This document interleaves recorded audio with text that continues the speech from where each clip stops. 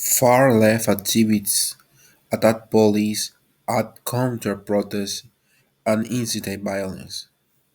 It's one of those days you can feel in your bones, the kind of day that feels like the very air around you in charged with tension. A political landscape so divided it's almost impossible to imagine any common ground. And then the far left activists, a group already notorious for their radical belief, decide to make to the streets. But these ones use your average protest. This was an all-out clash between activities and the police, with violence bubbling over like a pot left on the boil for far too long. The scene folded quickly in the heart of London as protesters gathered for what was supposed to be a counter-protest to a conservative rally. The intent was simply to stand up, make your voice heard, and show that their opposition to the growing presence of far-right movements. But it didn't stay simple for long. As soon as the protesters hit the streets, things escalated rapidly. It was clear from the start that this wasn't going to be a peaceful demonstration. The far-left activists, already known for their fiery rhetoric and unwavering convictions, seemed to be itching for a confrontation. As the police tried to keep the peace, maintaining their typical calm and order in the face of chaos, it became evident that this was no ordinary protest. What followed was shocking and unsettling. Places a route on every corner. The police, usually seen as the ones to restore calm, found themselves under attack from the very crowd they were there to protect. It wasn't just shouting or chanting. No, this was physical, brutal. The protesters started throwing punches, pushing, and even attacking officers with objects they gathered from the streets.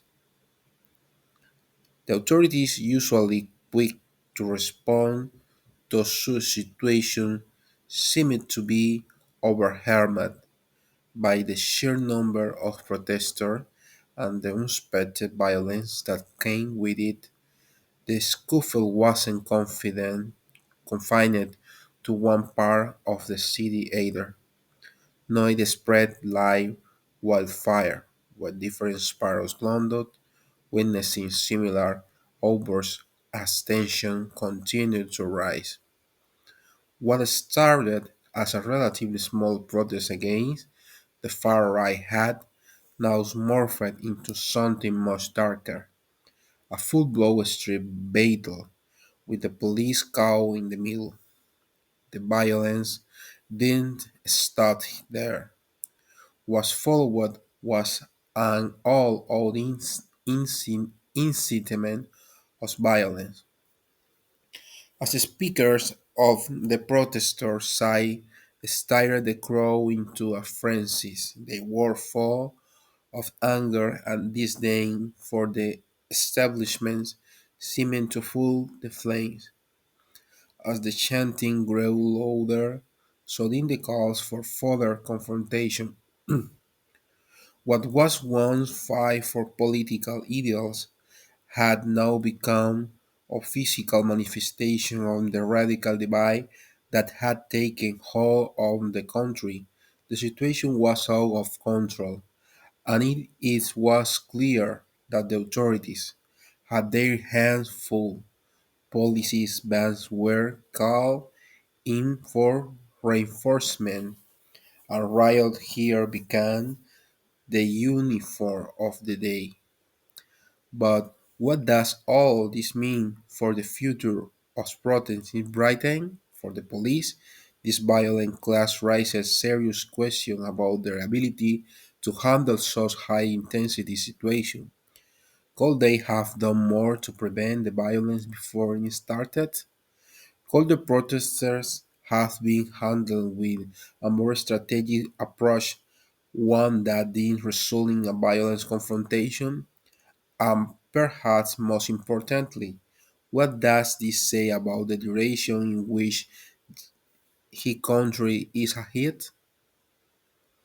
In this video, we examine the motives behind the violence, the behavior of the fearless activities, and how the police tried to handle what quickly became an encounter situation. We'll also explore the wider implications for these protests, what they mean for the political climate in Britain, and how similar incidents could affect the public trust in both the police and protest movements. It's a conversation we need to have because if these kind of clashes become commonplace, the very foundation of peaceful protest could be at risk. As we look deeper into the events of the day, we'll see that the protesters weren't just challenging the far right, they were challenging the very idea of order itself with an agenda that spans far beyond the political spectrum. These activities aren't just pushing for a seat at the table, they're pushing for a complete unpeelable. Their violent actions only unfold to an already burning fire, making it clear that this fight won't be over anytime soon. And as this dust settles on this violent protest, the big question remains what will happen when the streets of London are no longer a place for dialogue, but instead a battleground for the most extreme voices on either side?